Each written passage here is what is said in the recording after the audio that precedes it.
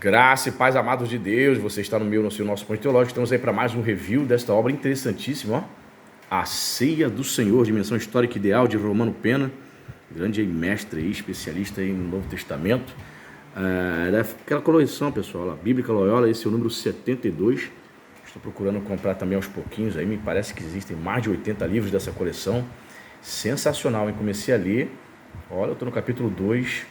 Rapaz, já aprendi muita coisa que eu nunca tinha ouvido falar, pessoal. 133 páginas. E para você que não me conhece, sou o pastor Anderson Porto. Seja muito bem-vindo ao Ponto Teológico.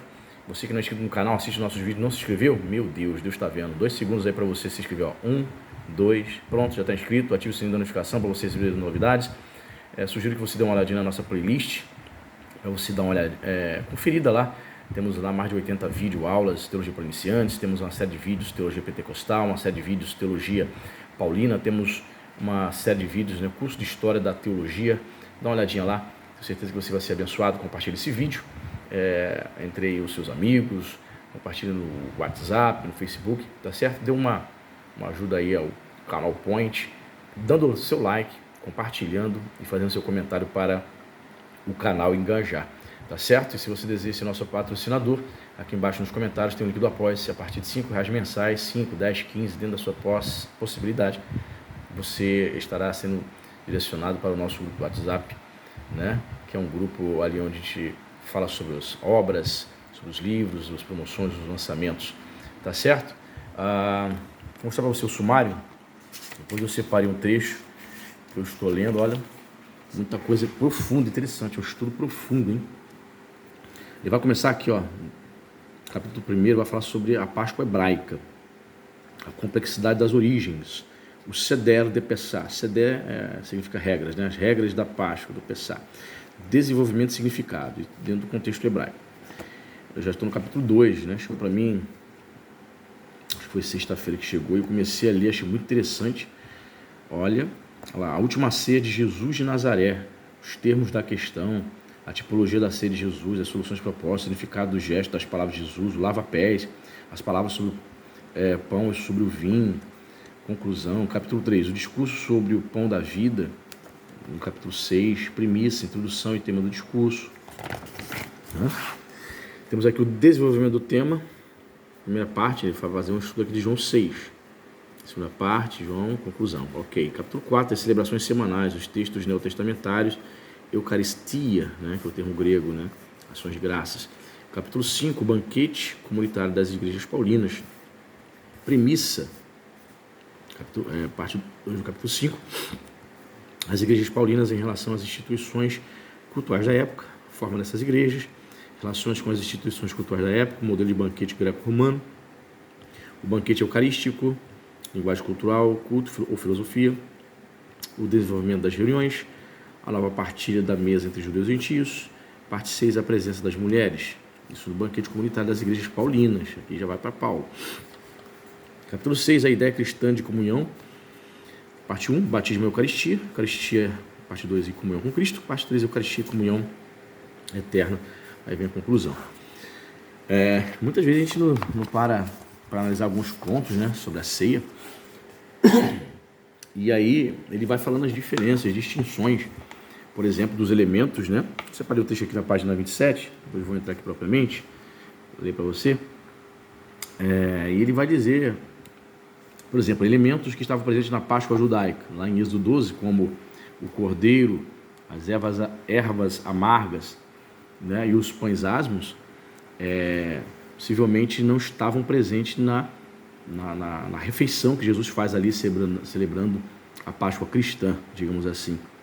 Alguns entendem que ali não havia cordeiro, né? E na Páscoa de Êxodo 12, na Páscoa judaica, não estava presente, por exemplo, o vinho. Foi uma coisa que eu estava lendo ontem, achei muito interessante. Não estava presente o vinho, algo que só vai aparecer fora da Bíblia em escritos do Talmud do século II. Olha só. Questão de uma refeição feita com vinho. O vinho não estava presente lá em Êxodo 12. Mas enfim, vamos lá, ler um trechinho aqui para você ver. Ó. O significado dos gestos e das palavras de Jesus. E aqui eu até sublinho aqui embaixo. Ó. A última ceia de Jesus não pertencia a nenhum rito judaico. Ou seja, ele mostra aqui, por A mais B, Ele tenta provar que o rito que Jesus fez ali, aquela ceia, se distinguiu, se diferenciou muito, né, do rito que a gente vê lá em Êxodo dos 12. Mas claro, né, que tem seus fundamentos ali, mas foi bem diferente. Aqui, se a última ceia de Jesus foi ou não uma ceia pascual, pode certamente ter importância sob o ponto de vista historiográfico, ou seja, com o objetivo de estabelecer com suficiente crédito o efetivo desenrolar dos fatos. Na realidade, o que conta nas narrativas evangélicas, dado que a isso se atribui o maior interesse, é o que Jesus fez e disse naquela ocasião. Talvez não terá sido uma ceia pascual, mas uma ceia festiva, especial, de despedida, realizada em Jerusalém, num ambiente carregado de expectativas escatológicas, próprio da festa das Páscoas. A data e o lugar podem lhe conferir parte do seu significado, mas o sentido mais profundo da ceia reside no gesto e nas palavras de Jesus durante o banquete. Ou seja, alguns estudiosos acreditam que aquela ceia ali, que Jesus realizou, não teria sido propriamente a ceia da Páscoa, mas uma festa, um banquete de despedida, totalmente distinto, né? De resto, é sobre os pronunciamentos de Jesus que se apoia a primeiríssima relação daqueles fatos que encontramos na primeira carta de Paulo aos Coríntios, 1 Coríntios capítulo 11, a qual é anterior à redação dos evangelhos. Ela não está propriamente interessada na reconstrução histórica dos acontecimentos, mas está centrada nas palavras de Jesus, relacionada com a celebração comunitária da que precisamente será chamada a ceia do Senhor. Na ceia de Jesus, distinguimos os gestos e as palavras, os lava-pés. Antes de oferecer o pão e o cálice, Jesus faz um gesto que é descrito somente em João, mas cujo significado está bem presente também em Lucas, de modo que pelo menos 2 evangelhos, embora diferentes entre si, se aproximam com base num tema comum. O gesto é o lava-pés. Pode ver que sempre tem aqui as notas aqui embaixo. As notas aqui são muito interessantes, você não pode passar por elas batido não, tem que ler também. A ação em si era própria de um servo em relação a seu patrão, ou um hóspede. Mas, paradoxalmente, Jesus o faz em relação aos seus discípulos. Apesar da resistência de Pedro em João 13, Analogamente, em Lucas, justamente durante a última ceia, Jesus, falando com os discípulos, compara-se a um servo. Qual é o maior? Quem está à mesa ou quem serve? Não é quem está à mesa? Quanto a mim, estou em vosso meio como quem serve. Lucas 22, 27. Pouco antes houvera discussão entre os discípulos sobre quem deles seria o maior.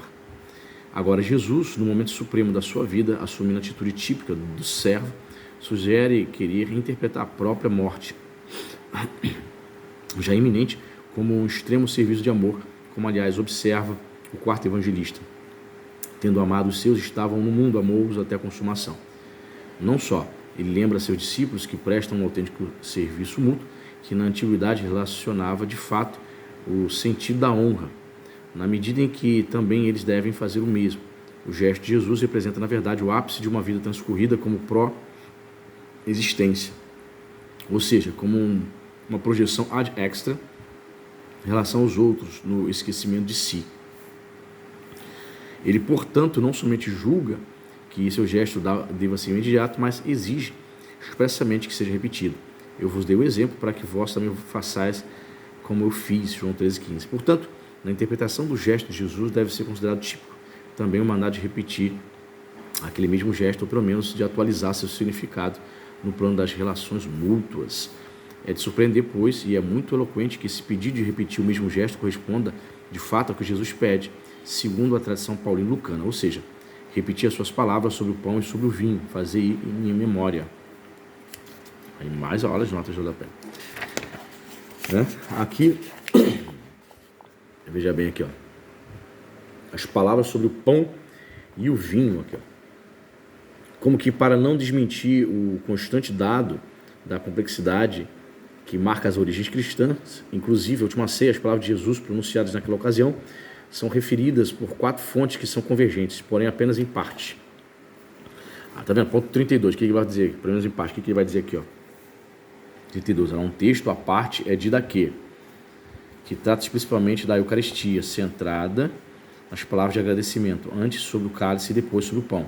Mas à parte, essa inversão constatável também em 1 Coríntios 10,16. Estão ausentes as palavras da instituição e não há nenhum indício de um memorial. Viu? Voltando aqui, ó. Referimos aqui esquematicamente a forma literal das principais, recuperando depois as outras no comentário que as segue. Ponto 33, ó. Referimos a sucessão dos textos segundo a ordem canônica deles. Se quiséssemos seguir a ordem cronológica, deveríamos, porém, pôr 1 Coríntios em primeiro lugar, Marcos em segundo, Mateus em terceiro, Lucas em quarto, de tal modo que as duas formas da tradição se entrelacem. Recuperando depois as outras no comentário que as segue. Sobre o pão, Mateus 26, 26, isto é meu corpo. Marcos 14, 22, isto é o meu corpo. Lucas 22, 19, isto é o meu corpo, que é dado por vós. Ripercrimon de dominon. Fazer isto em minha memória. 1 Coríntios 11, 24, isto é meu corpo, que é dado por vós. Ripercrimon, fazer isto em minha memória. Você percebe que em Lucas e em Paulo, né, temos aqui mais ditos, né? Sobre o vinho, Mateus 26, 28, este é meu sangue, o sangue da aliança que vai ser derramado por muitos, peripolon, para a remissão dos pecados. Marcos 14, 24, este é meu sangue, o sangue da aliança que vai ser derramado por muitos, riperpolon. Lucas 22, 20, este cálice é a nova aliança do meu sangue, derramado por vós, riperpolon.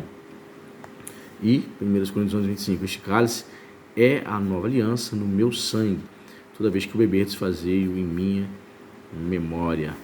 Então temos aqui a mútua convergência, como se vê, pela diferente disposição gráfica, verifica-se com duas linhas de transmissão, estão de acordo entre si, quanto às frases pronunciadas, quer sobre o pão, quer sobre o vinho.